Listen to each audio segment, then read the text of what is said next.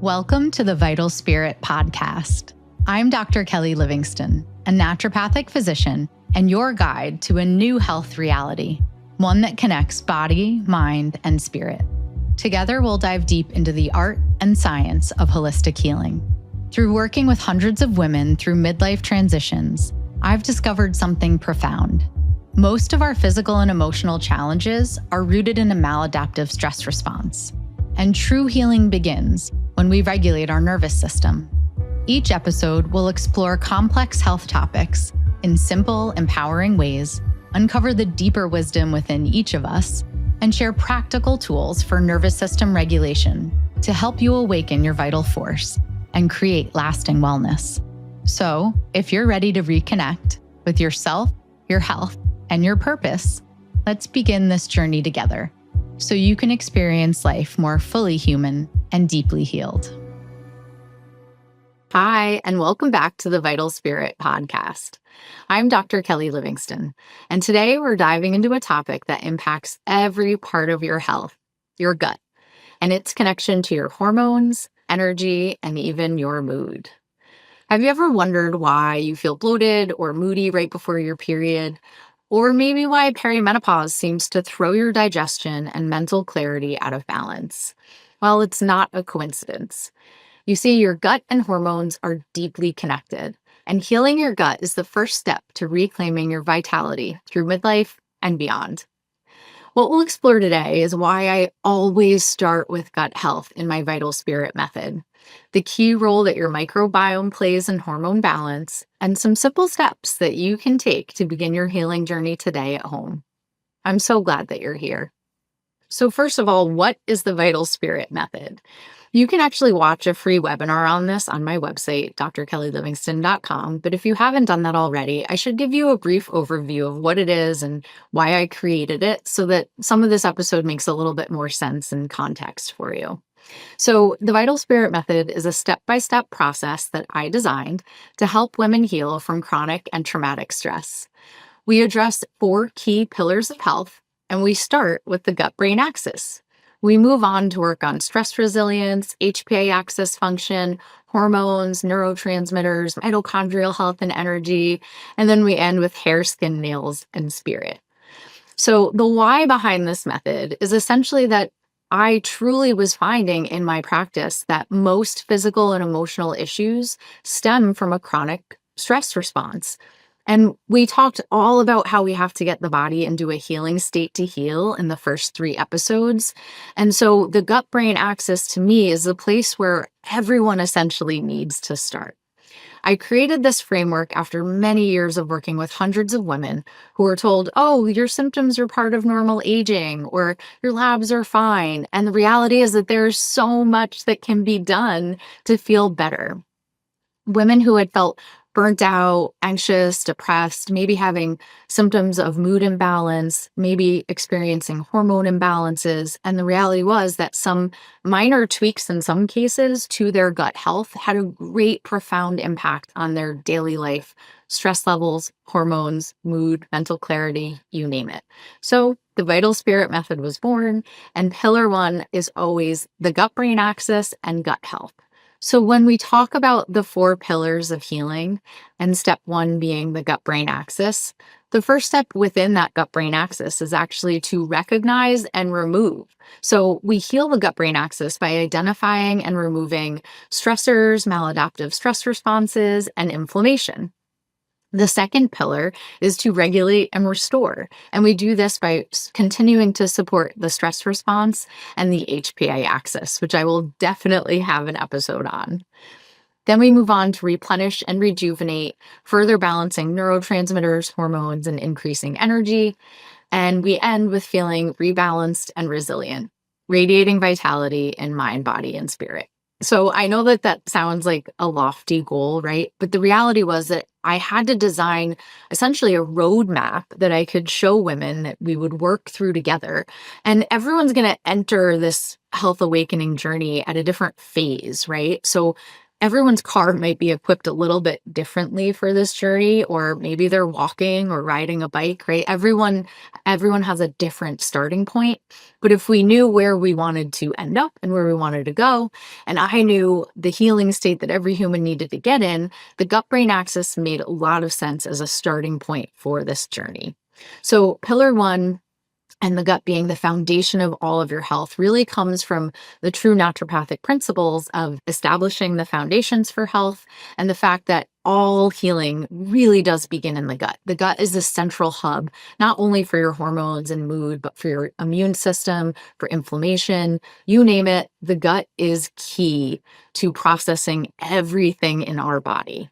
So we start with the gut brain axis. And maybe you've noticed some symptoms of gut brain axis dysfunction. Here are some examples for you so you can start to relate to these or to your symptoms to this story of the Vital Spirit method as we go.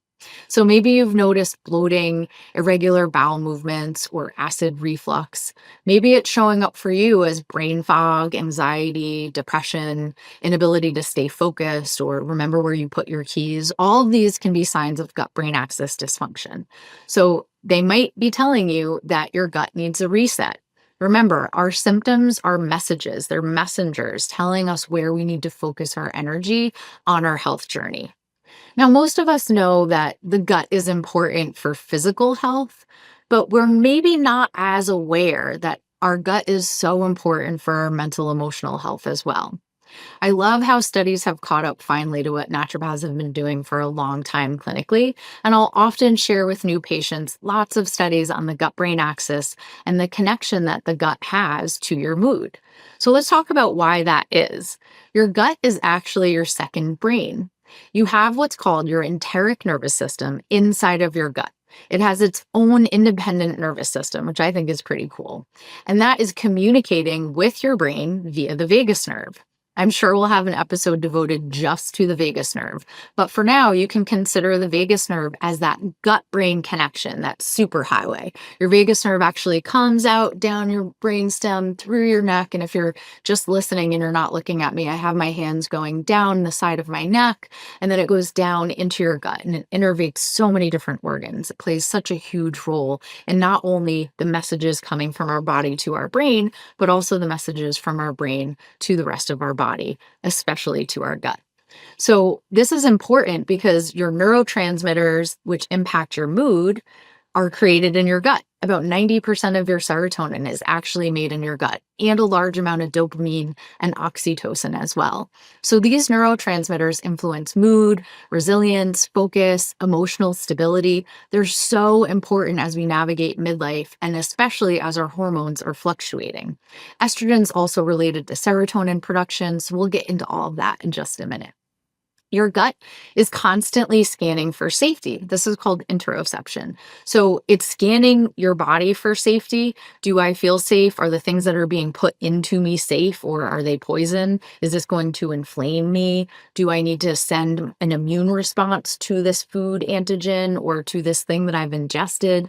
Your gut is always scanning for safety. And then it's sending signals to your brain about whether or not you're safe. So are you calm or are you stressed? Are we able to digest this food right now, or do we have to run from a bear? So it's really important that your gut brain axis and that communication pathway is really centered around safety and not always on high alert and feeling like there are dangerous things happening, because again, that's not going to be putting you into a healing state.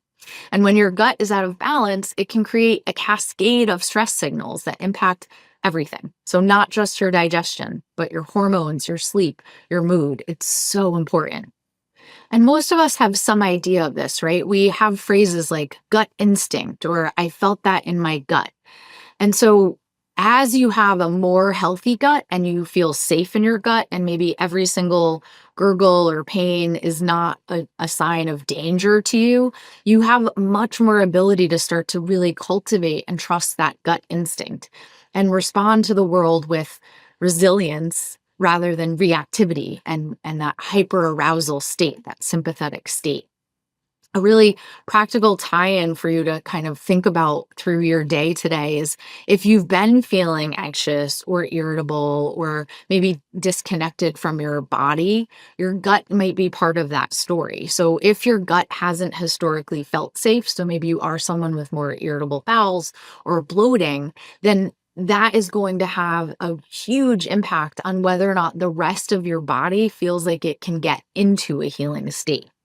You can start to think about your gut and hormones kind of like dance partners. So when one is out of sync, it's inevitably going to trigger the other one to be out of sync. They're really communicating with one another constantly and setting up the foundations of health in our body. So, we're going to move into talking a little bit about estrogen. And most women that come to see me at least understand that estrogen might play a role in some of the symptoms that they've been experiencing. But most people don't realize that that is so strongly related to your gut health. And that's because of something called your estrobolome. So, this is a subset of your microbiome, so a subset of the bacteria and even the fungi that live inside of our gut, and they actually help regulate estrogen. So in this estrobolome, there is created an enzyme called beta-glucuronidase, which essentially is going to decide what estrogens are reabsorbed and what estrogens are eliminated. When I run a comprehensive stool analysis, I actually get this beta-glucuronidase marker, and I can see, is this marker really high or is it really low in that woman? And if beta-glucuronidase is really high, I usually explain to them that essentially you can imagine toxic estrogens or inflammatory estrogens that are bound to something to then be essentially pooped out and excreted. This beta-glucuronidase enzyme comes in and almost like a Pac-Man, it cleaves it or it breaks apart that bind. And if you can't see me, I had my hands together and now I'm breaking them apart. And so now that toxic estrogen, usually we're talking about 4-hydroxyestrogen in this case, that should be excreted is being reabsorbed. So this can absolutely play a role when estrogen dominance is occurring. So that's when the ratio of estrogen to progesterone is higher. Some symptoms of this can be bloating, heavy periods, PMS, fibroids, very often I'll see with estrogen dominance, even endometriosis. Now, estrogen is a little bit like Goldilocks. We don't want too little, we want the just right amount. And some symptoms of too little estrogen can be mood swings, low libido, brain fog, chronic joint pains, a really common one that has been missed when women come to see me. So we want the right amount of estrogen. And this estrobolome, which is essentially all of the microbiome guys that regulate and control absorption again or excretion of estrogen, is playing a huge role. So that's one of the first things that I look at when I'm working on hormone balance or mood in a woman. Now, your body is going to use estrogen.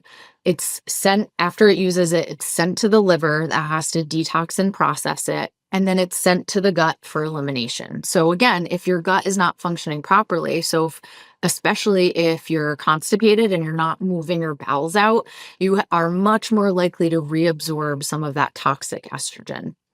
So as you can see, I start every patient with asking questions about bowel movements, how regular are bowel movements, how healthy are bowel movements. If you're curious about that, you can look up the Bristol stool chart and you can start to track how healthy are your bowel movements. Just start to think about it a little bit today.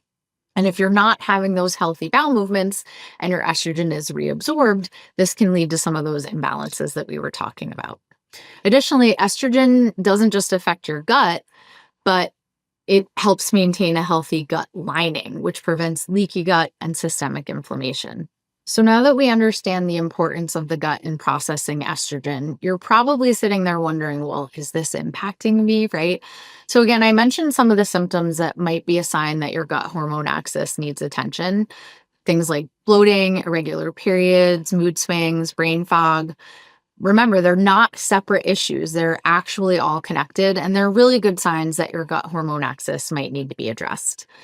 During midlife, shifts in estrogen and progesterone can actually amplify gut symptoms also, and makes it a lot harder for us to feel like ourselves. So, progesterone usually declines more quickly in the beginning through perimenopause. And progesterone is something that actually helps to trigger us making our calming neurotransmitter, GABA. So, very often, as that starts to decline, I'll hear from patients that they are feeling more anxiety. Maybe they are getting a little bit more nervous bowels or loose stool. And sometimes that's the first sign to me that we need to work on that gut hormone connection. So think about your own symptoms. Do you think that your gut could be playing a bigger role than you realized, maybe? And if you're someone who is experiencing mood imbalances or hormone dysregulation, have you ever worked on your gut health? Have you ever looked at things like your beta glucuronidase markers? I'm going to guess probably not. And so this is a great place to start if you haven't. As you start to think about what some of your experiences and symptoms might be through midlife, and recognizing that shifts in estrogen and progesterone can amplify gut symptoms, making it harder for you to feel good, I want you to start working through the gut hormone connection and the disruptors of this connection as I share next. So, if you're someone who's noticed that gut symptoms or hormone or mood symptoms are present, I want you to think about some of these disruptors and whether or not they're playing a role. So, what disrupts the gut hormone connection? I'm sure you're asking yourself that now, right? So, the things that disrupt the gut hormone connection, in my experience and practice, are chronic stress, medications, inflammatory foods, and environmental toxins. So, chronic stress. Stress absolutely impacts gut motility. So, remember, when you're in that sympathetic fight or flight state, you're not getting into your parasympathetic rest and digest. And so, you might experience more frequent bowel movements. You might also experience constipation or slow motility. There's also going to be a huge role that the gut microbiome is playing in both of these. So it's never just stress. But one of the first things that I'm doing in that gut brain axis pillar with a patient is assessing the role that the nervous system is playing on gut function, and then assessing the role that the microbiome is playing on gut function. So, microbial diversity is really how many different species of commensal, or what I call healthy bacteria, we have in our gut.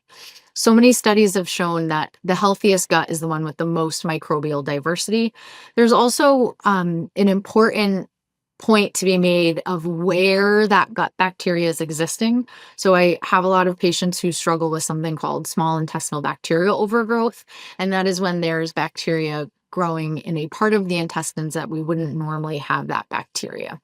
So it's not only about diversity, but also about where that bacteria is residing in our gut.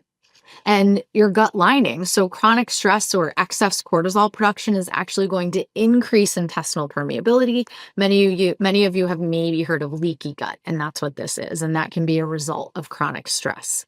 So a lot of the work that I'm doing in pillar one, when we're working on the gut brain axis and we're recognizing and removing maladaptive stress responses and inflammation, part of that is figuring out what role stress is playing. Or is there something very obviously physical in the sense of maybe a dysbiosis or an imbalance of good and bad bacteria? Next is medication. So, very often, the things that we keep in our medicine cabinet that we just take without thinking are impacting our gut health. And I know not everyone wants to hear this, but it's absolutely true. I see it day in and day out in practice. The first one's pretty obvious. Most people recognize now that antibiotics can impact your gut microbiome. So, on top of killing whatever bacteria or infection you have the goal of killing, you're also killing off the good bacteria in your gut. So, first things first, whenever I work with a patient and we're starting with gut brain axis, is some education around the things that you can do at home so that you don't need to rely on antibiotics when they're not necessary. This is a huge part of my practice with children and adults, really educating patients on all of the tools, whether it's homeopathy, herbs, hydrotherapy. There's so many things that you can do for your body so that you do not need to rely on unnecessary antibiotics. Next is birth control, which I will definitely have an episode on. I absolutely respect a woman's choice around her body and around getting pregnant. However, very often birth control pills can impact the gut. So many of my patients with IBS or IBD, such as Crohn's or colitis, notice that they will have flares when on birth control. Birth control can be very inflammatory to the gut. There's also a big connection between estrogen-based birth controls and histamine, so there can be a lot of layers there. I'm not recommending you just throw out your birth control if that's what you rely on, and getting pregnant is not an option for you right now, but we will talk about lots of different strategies around that and figuring out if the pill is something that is impacting your gut. And next is NSAIDs. So many patients are taking anti-inflammatory NSAIDs for pain and maybe not figuring out where that pain came from, right? Like, where's that headache coming from? Do we need to be taking these every day? They're absolutely going to impact your gut health and your gut lining. And then last on this quick list, because there's so many others, would be antacids. So many patients are just taking something for reflux and not ever figuring out what caused the reflux in the first place. And you're doing a huge disservice to your digestion when you do that. Typically, reflux symptoms are really not your body overproducing acid. It's very often your body wasn't making enough stomach acid to begin with. So sometimes we work on replacing with digestive enzymes or stimulating digestion with bitter herbs, which are also great for vagal tone. So yay. But very often there's an issue with a lower esophageal sphincter. It's not even something that taking an antacid is going to fully address. And so a lot of times patients are just reliant on those because they grab them because they have some discomfort. But the reality is that that symptom is your body telling you, hey, I didn't like what you just ate. It didn't really sit well with me. So step one for me is usually figuring out what some of those food triggers are and removing them, and then using some natural therapeutics to help with the sensation of the reflux or heartburn that patient might be experiencing. Next would be inflammatory foods. So people don't want to hear this part either, but eventually over time, when patients start to feel so much better, they do realize, oh, wow, I cannot believe what role food was playing in how I feel. So the most inflammatory foods in everyone, and this is before I run any sort of allergy panels or look into individualized sensitivities, the most inflammatory foods that I see in patients are going to be sugar, processed foods, so the foods that have chemicals and dyes, alcohol, dairy, and gluten. So these are going to contribute to dysbiosis, but more importantly, they're creating inflammation in the gut. Now, I typically will run a stool test and I can see, is there a lot of inflammation going on in the gut? And I'll run blood work and I can see, is there inflammation in the blood work? And when we remove these inflammatory foods, even if that's the only change that we've made, we can track those numbers and we will see that inflammation go down. So no, not everyone needs to avoid those foods for the rest of their life. But in phase one, when we're recognizing and removing sources of inflammation and stress, it's best we take some of those out as we add in some of the amazing healing foods that we incorporate in that first pillar. And then environmental toxins. So endocrine disruptors like pesticides and plastics impact your hormones and your microbiome. So really being aware of things like, do you grab a plastic water bottle and then walk into a hot yoga class, right? That's not something that we want to be doing on a regular basis. It will impact our gut and it will impact our hormones. And remember, when we have some of these external things impacting our gut and our hormones, we can have symptoms that range from bloating to IBS, to heavy periods, to mood swings. A disrupted gut shows up in so many ways. And this is why the first step in my Vital Spirit method is recognize and remove, identify and address root causes of inflammation and stress in the gut.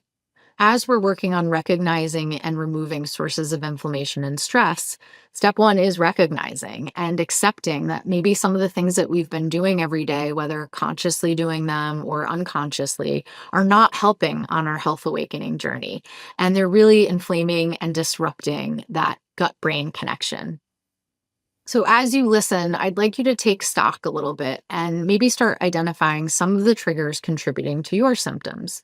So, this could look like an unhealthy stress response pattern. So, maybe you're someone that it has hyper anticipatory stress. So, you're telling yourself a story about all of the things that are going to go wrong the next day because you have a presentation at work and you're focused on all of the bad things that are going to happen. You're going to forget what you were going to say and no one's going to be paying attention. They're all going to be on their phones, right? By creating this story in our minds, we're actually going to be sending signals to our gut that we're not safe, that danger is coming, and we're going to be be turning off digestion and taking ourselves out of that parasympathetic rest and digest state. Now, another trigger or source of inflammation that's kind of a low hanging fruit would be if you have a food allergy that's never been diagnosed. I run food allergy panels in almost all of my patients. Those are IgE food allergy panels. You can ask your doctor to run one. They're typically covered by insurance through Quest. And you'd be amazed at how many people have low level allergies that, yes, are causing inflammation in the gut. Now, as you work on healing the gut, very often those foods can be incorporated back into the diet in small amounts, but you'd be very surprised at how much inflammation is actually from undiagnosed food allergies. Now, that's different from food sensitivities. Sensitivities are delayed responses. We're typically looking at IgG or IgA antibodies in sensitivity testing. And there are some pros and cons to that I'm happy to discuss in another episode as well. But just know that there's usually a food trigger.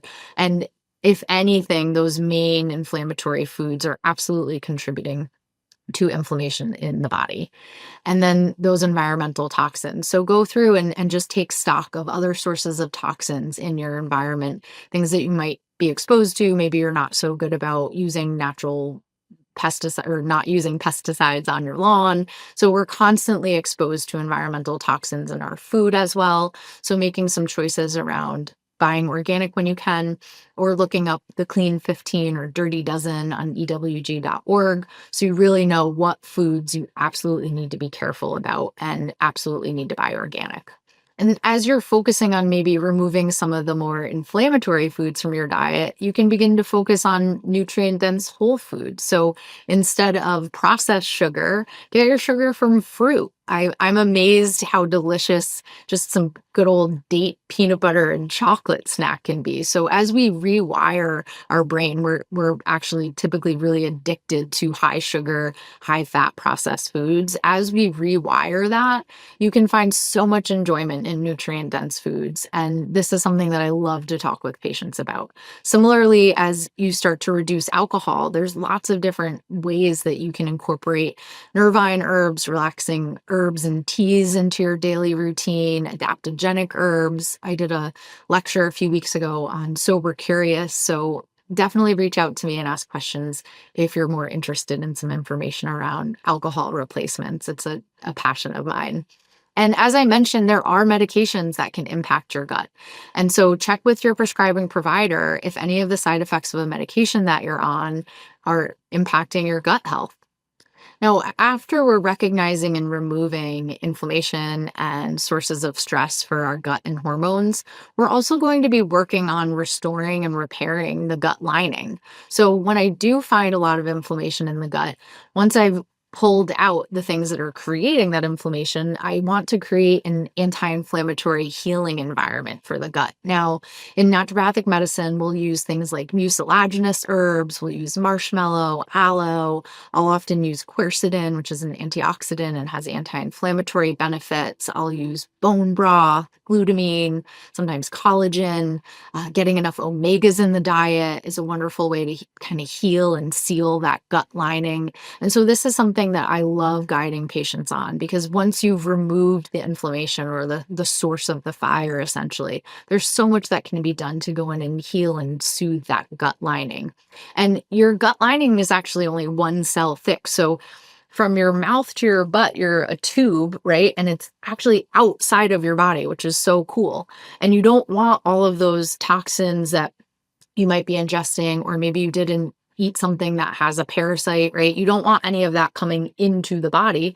So the gut tube is actually a barrier between what's outside of you and what's inside of you. And so we really want to work on healing that gut lining and repairing any intestinal permeability that was occurring. And that just means that food proteins that should be contained in that tube are passing into the bloodstream, sometimes triggering autoimmune processes. Or again, if you have dysbiosis and maybe have some pathogenic bacteria in the gut or candida, those can also then pass through that gut lining when it's disturbed. So healing and sealing the gut lining is really important. That gut integrity is a key focus of pillar one when I'm working with a patient. And then we're also working on rebalancing the gut microbiome. So I love educating patients on fermented foods. If you've come to my office, you've probably been shown my jar of sauerkraut in the fridge. And even if sauerkraut is something that you say, "Ooh, I'm not a fan of that," there's so many different varieties nowadays. You can absolutely find some fermented food that works for you. It might be kimchi. In many other cultures, these fermented foods are incorporated into the diet, and in American society, we are just not eating enough of them. And if we are reaching for a fermented food, it's typically a very sugary dairy yogurt, which is not going to help your gut in any way. So, starting to incorporate more fermented foods, pickled vegetables, miso, these types of things into the diet. And prebiotics. So, prebiotics are going to feed all of that good bacteria. So, this is things like onions, garlic, leeks, asparagus. So, it's not just about eliminating, it's not just about taking out inflammatory things, but then we do actually move on to help rebalance that gut microbiome and to heal the gut and really focus on making sure that you're getting daily elimination. So, a sign of a really healthy gut is you wake up in the morning and you have a great bowel movement. We talk about poop all day long here in this practice. I will try to not talk about gross things, but inevitably we're going to talk about poop. And you absolutely should be waking up and having that great healthy bowel movement to start your day. You've been digesting all night, removing toxins from the body. Your lymphatics and glymphatics and your brain have been draining all those toxins out, and you want to get up and eliminate them. So, one of the easiest ways to make sure that you have these healthy poops in the morning is by getting enough water and getting enough fiber. So, most people that come to see me are not getting enough fiber. So, even mentioning to them to work up to 35 or even 50 grams of fiber sounds bonkers to them, but just start adding in to your diet. So, hemp seeds are probably my favorite add in. You can add in a little bit of psyllium husk powder, flax seeds, get your leafy greens. Ensuring that you're getting enough water and enough fiber will make sure that you have that daily elimination. And remember, that means you're not reabsorbing any toxic estrogens. And on top of what we're putting into our gut and what we're getting out of our gut, we also have to think about regulating the nervous system. I know I talked about this quite a bit in the first 3 episodes, but remember, gut brain communication starts with the vagus nerve, and it starts with being in the parasympathetic rest and digest healing state.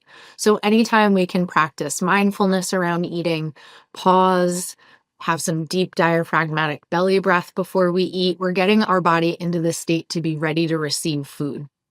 If you're still in that fight or flight, you've had a busy day, you can't even sit down to eat, you're rushing around, you're not even smelling your food, you're not getting into that calm rest and digest. Well, your body's actually not even going to make enough stomach acid to break the food down. So, whether you're doing vagus nerve exercises, mindfulness practices, breath work throughout the day, I highly recommend you pause before you eat and you do take that time to reset, get your body into a rest, calm state so that it can digest your food.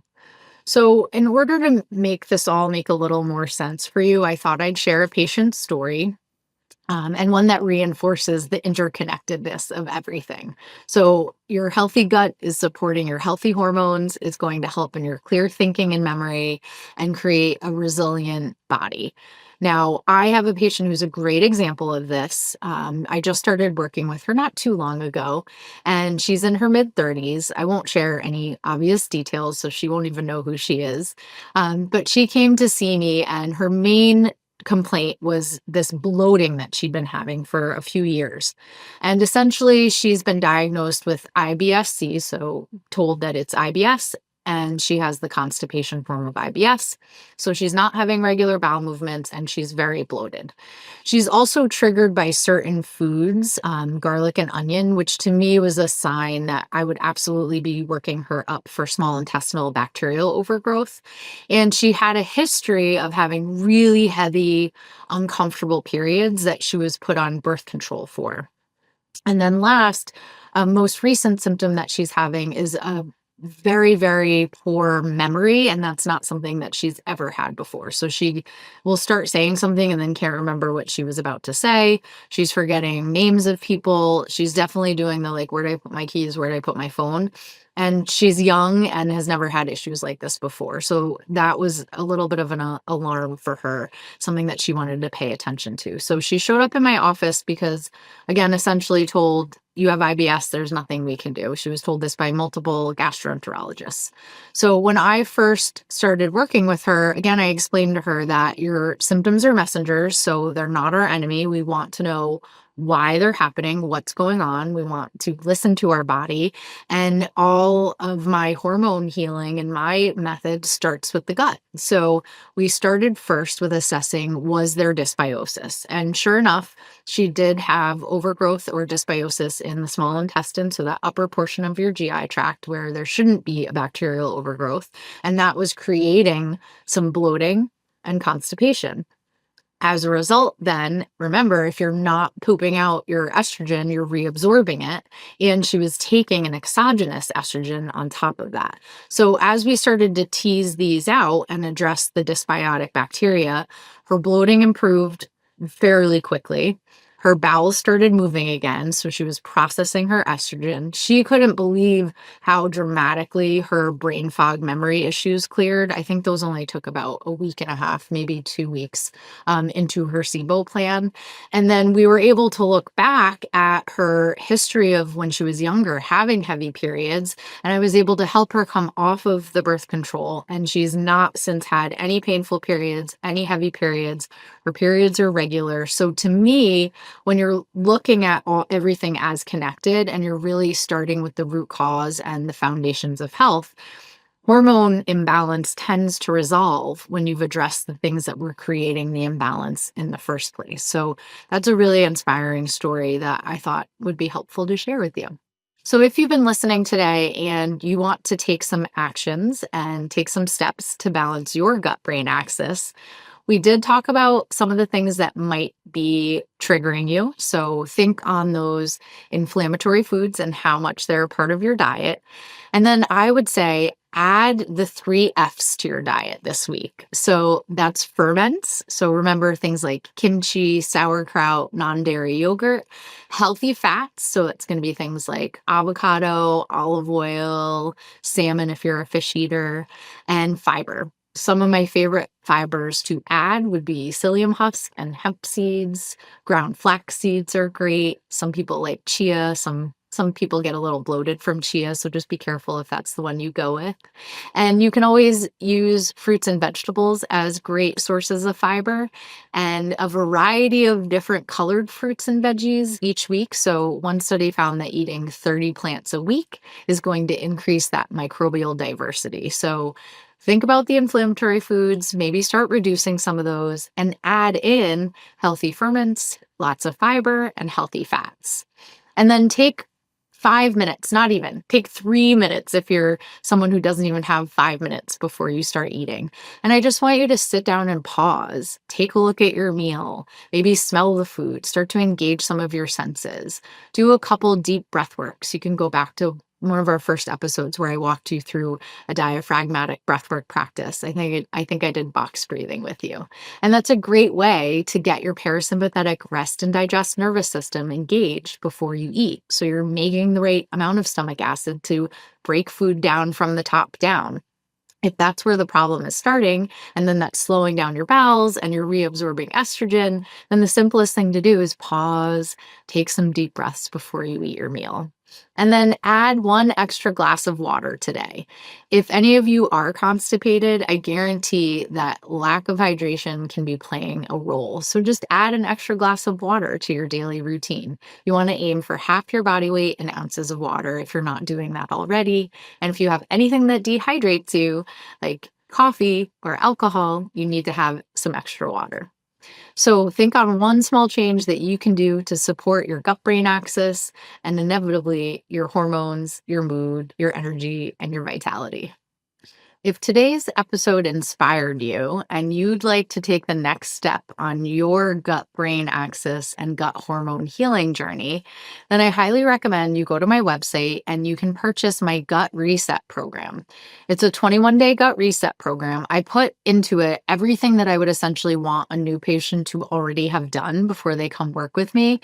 And I guarantee that things will clear up for you, whether it is acne or constipation or brain fog, you will see improvements on this gut reset. It is designed to recognize and remove inflammation and stressors, and it is designed to get your body into a rest, digest, and heal state. So it can apply to anyone, even if you're not working with me. And it is a wonderful educational tool, and I hope you check it out. Next week, we'll dive into pillar 2, regulating your HPA axis. What is your HPA axis, first of all? You can certainly check out my posts on Instagram about this at The Vital Spirit Method and at Dr. Kelly Livingston. And I will be sharing how stress impacts your hormones even further. And my favorite hormone to test, I guarantee you've probably not heard of this one even, so that's kind of fun. And we will talk all about how this impacts your resilience and your optimal health and vitality throughout your life. So subscribe, please leave a review. Let me know what else you would like to hear about, because I get very excited to talk about all of this. And I would also love to incorporate things that you're curious about, things that you need guidance with on your health journey, or questions that you haven't gotten answers to from another provider. And maybe you can share this episode with them and we can all heal together. I'm so glad that you're here, and I can't wait to see you again soon.